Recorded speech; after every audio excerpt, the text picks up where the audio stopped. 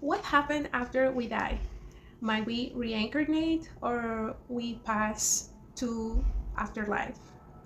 What is a fact is that there is a huge possibility, like 95%, that we pass to another stage of existence, or dimension or life. Either it be reincarnation, or either it be like transcend to another superior existence and more privileged, and another like benevolent dimension with good beings, and heaven, or whatever you want to call it, another dimension or planet, right?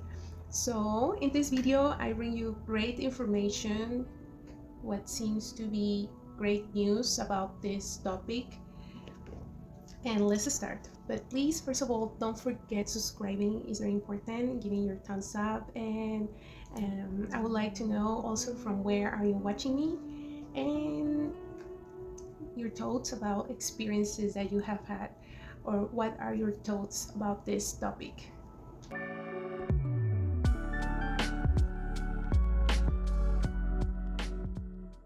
There is definitely something after death. Jeffrey Long, a radiation oncologist of Kentucky, says. He studied more than 5,000 near-to-death experiences, and his research has convinced him without a doubt that there is life after death. He claims that he found a pattern of events on near-to-death experiences. He says about 45% of people who have an NDE report an out-of-body experience. When this happens, their consciousness separates from their physical body, usually hovering above the body. The person can see and hear what's happening around them, which usually includes frantic attempts to revive them. One woman even reported a doctor throwing a tool on the floor when he picked up the wrong one. Something the doctor later confirmed. Wow. She literally was watching from above. After the out-of-the-body experience, people say they are transported into another realm. Many pass through a tunnel and experience a bright light. Then they are greeted by deceased loved ones, including pets who are in the prime of their lives. Most people report an overwhelming sense of love and peace. They feel like this other realm is their real home. Dr. Long said, "These experiences might sound cliché, the bright light, the tunnel, the loved ones, but over 25 years of studying NDEs, I have come to believe that these descriptions have become cultural tropes because they are true.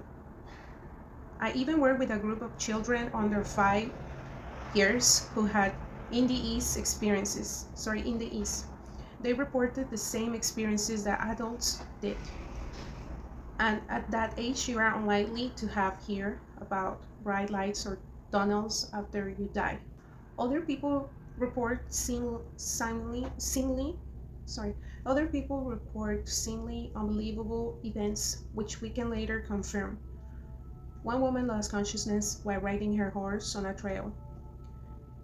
Her body stayed on the trail where her consciousness traveled with her horse as he galloped back to the barn. Later, she was able to describe exactly what happened at the bar because she had seen it despite her body not being there. Others who hadn't spoken to her confirmed her account. The American scientist Robert Lanza, MD, also believes that death is not real. He introduced the concept of Biocentrism, suggesting that we as living beings are the center of everything around us. According to him, death exists because we identify ourselves with our bodies. But he argues that the human mind continues to work even when the body stops functioning. To support his ideas, Lanza refers to quantum mechanics, suggesting that consciousness is immortal and exists outside of space and time.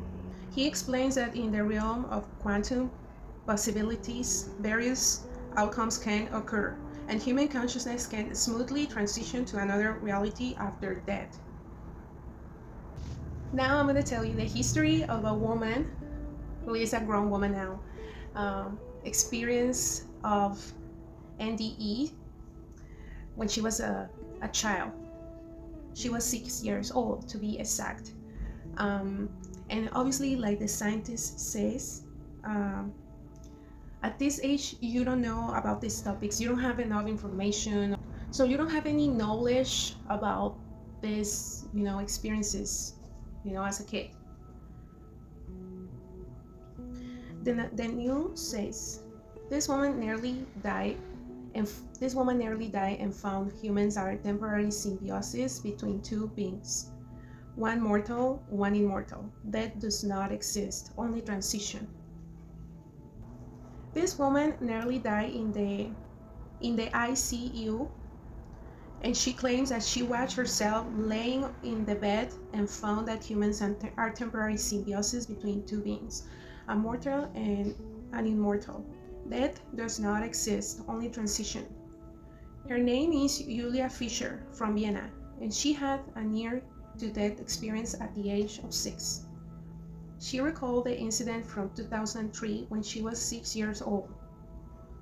She describes waking up with a severe headache, which led to her collapsing shortly afterward.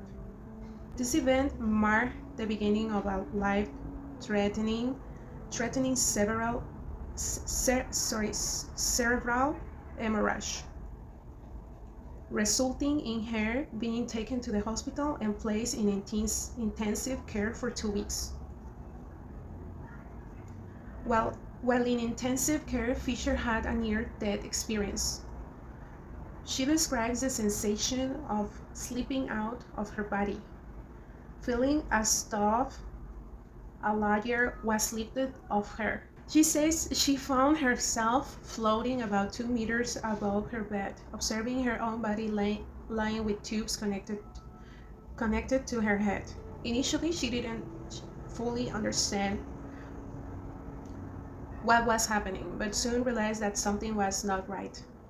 This realization led her to the conclusion that she might be dead. Fisher explains how the experience differed from looking at herself in a mirror. As a small kid, being 2 meters above herself was an unusual perspective. She observed herself and the surrounding medical equipment with a sense of detachment and lightness, a feeling she describes as being as light as a feather.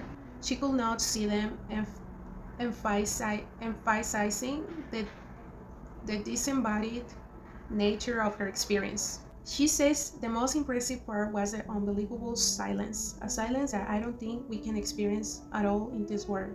It was like pressing a pause button, no background noise. You see everything in a slow motion. That's how I perceive it. It's a silence we cannot experience on Earth in the same way.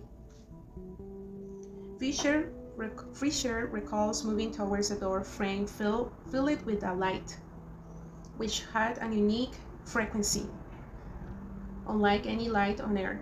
She felt drawn to this light, but was suddenly stopped by a voice. Asking if she wanted to go farther. This voice did not belong to any visible person, adding to the mysterious nature of the experience. As she contemplated the question, thoughts of her parents pulled her back to her body with great force. I had the feeling it was a slightly bluish tint, a mix of white and blue light. I was drawn to it. It was something I had never seen in my life on Earth. I slowly moved towards this light, very slowly, at a walking pace. Then I hear a voice that asked me, "Girl, do you want to go?" I was asked this question, but I didn't see anybody or anything. Just a voice asking, "Do you want to go?" that was really the exciting part. I was standing in this dark room in front of a door frame filled with white light and this blue color, this unique light frequency. I slowly moved towards this light and I was asked again, "Girl, would you like to go on?" At that moment, I reflect on the whole situation, if you can put it that way. I thought about it and I had only one thought: my parents. That's cute. Mom and dad. And as I was having this thought, it was like a force pull me back. Like mom and dad were pulling me back to my body at an incredible speed.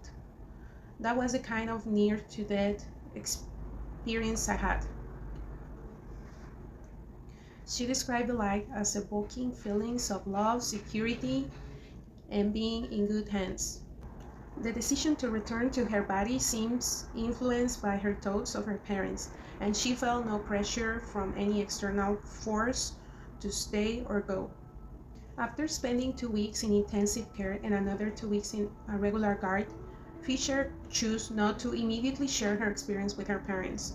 She felt they were too emotionally fragile at the time. It took her 2 years to process this event herself before discussing it with her mother, who reacted openly and supportive. She discussed how the near-death experience has influenced her life. She also explains that her spiritual orientation influences her professional choices, leading her to train as a kinesiologist, though she seeks to integrate spirituality more deeply into her work.